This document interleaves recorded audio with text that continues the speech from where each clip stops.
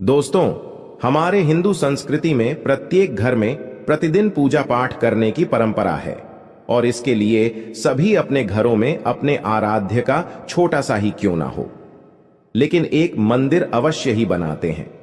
नियमित पूजा पाठ करने से न केवल मानसिक शांति मिलती है, बल्कि पूरे घर में सकारात्मक ऊर्जा भी व्याप्त हो जाती है। परंतु यह बात भी सच है कि पूजा पाठ करने के कुछ नियम भी होते हैं, जिन्हें यदि हम नजरअंदाज कर देते हैं तो हमें हमारी पूजा का पूरी तरह से फल प्राप्त नहीं होता। पूजा करने के नियम प्राचीन काल से ही चले आ रहे हैं, जो कि एक ठोस धरातल पर आध्यात्मिक और वैज्ञानिक दोनों ही दृष्टिकोण से ध्यान में रखकर बनाए गए हैं। इसलिए हमें इन नियमों को बिल्कुल भी अनदेखा नहीं करना चाहिए।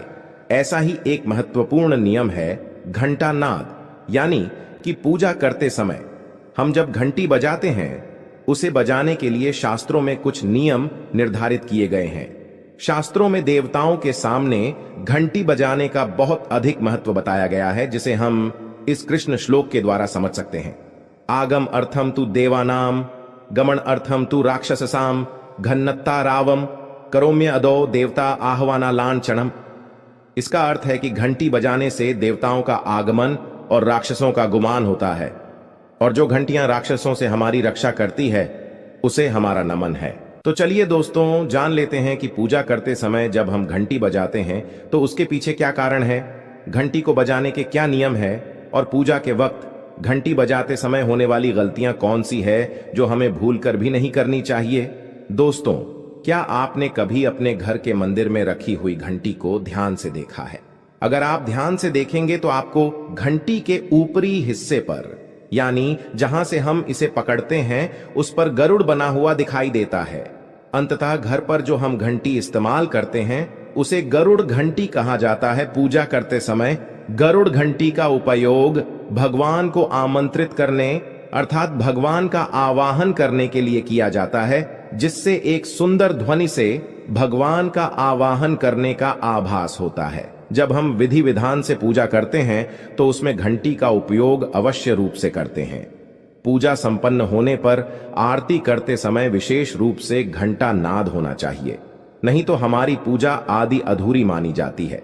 परंतु हम में से अधिकांश लोग इसे मात्र एक सामान्य प्रक्रिया मानते हैं और पूजा करते समय घंटी बजाना भूल जाते हैं।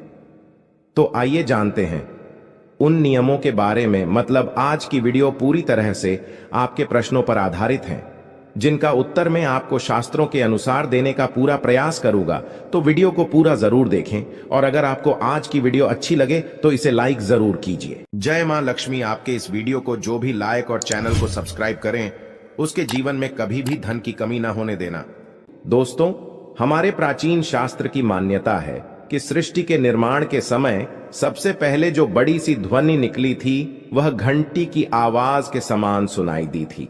घंटी की ध्वनि में ओमकार नाथ का भी आभास होता है, इसलिए घंटी को ईश्वर की आवाज मानते हुए पूजा में स्थान मिला है। इसलिए घंटी का कभी भी अपमान ना करें, और जिस तरह से देवी देवताओं की पूजा की जाती है वैसे ही घंटे की भी पूजा करनी चाहिए।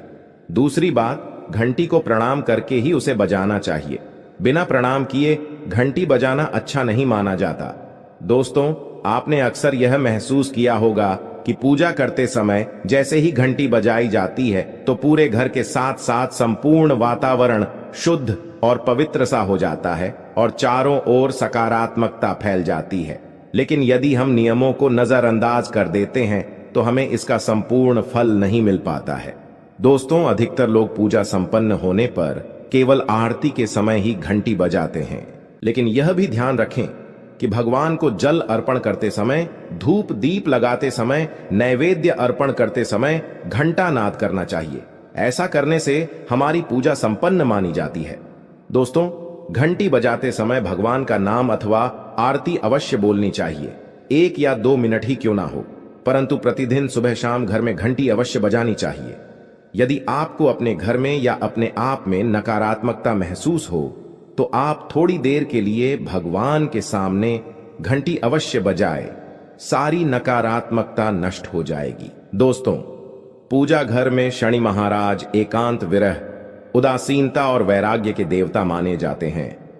जबकि गृहस्थी को चलाने के लिए राग प्रेम एवं भौतिक चीजों की जरूरत होती है। इसलिए शनि महाराज की मूर्ति को घर में नहीं लाना चाहिए। दोस्तों, सबसे पहले बात, दीपक और धूपदान की भारत की परंपरा मिट्टी से जुड़ी हुई है, इसीलिए मंदिर में पारंपरिक मिट्टी का दीपक अवश्य होना चाहिए। अगर आप मिट्टी का दीपक नहीं रख सकते हैं तो धातु के दीपक का उपयोग करें। अगर भगवान में आपकी आस्था ज्यादा हो तो आप उपला रखकर गुड़ और घी का धूप भी दे सकते हैं। ऐसा करने से घर में सुख शांति बनी रहती है। दूसरी चीज, घर के मंदिर में स्वस्तिक अवश्य होना चाहिए। या तो आप इसे रोली से बना लें, क्योंकि स्वस्तिक आपके घर की शक्ति, सौभाग्य, समृद्धि और शुभता का प्रतीक माना जाता है। यही मुख्य कारण है कि कोई भी शुभ कार्य करने से पहले स्वस्तिक का चिन्ह अवश्य बनाया जाता है। तीसरी चीज है कलश। भगवान श्री कृष्ण कहते हैं, कलश सुख और समृद्धि का प्रतीक है। अपने मंदिर में रोली कुमकुम से स्वस्तिक बनाकर उस पर मंगल कलश अवश्य रखें। ऐसा करने से घर में सदैव समृद्धि बनी रहती है और ऐश्वर्य की प्राप्ति होती है। चौथी चीज, बहुत ही कम लोग जानते हैं कि शंख की उत्पत्ति समुद्र से निकले 14 रत्नों के साथ हुई थी। इसी कारण से शंख मां लक्ष्मी को अत्यंत प्रिय है। शंख की ध्वनि से सकारात्मक ऊर्जा का भी संचार होता है, इसीलिए मंदिर में शंख अवश्य होना चाहिए। शंख के घर में उपस्थिति से मां लक्ष्मी भी प्रसन्न होती है और उस घर में कभी भी धन की कमी महसूस नहीं होती। पांचवी चीज, मंदिर में आपने घंटी अवश्य देखी होगी, क्योंकि घंटी को शुभ माना जाता है। इसीलिए जब जब घर के मंदिर में घंटी की आवाज होती है, वहां का वातावरण शुद्ध और पवित्र बनता है।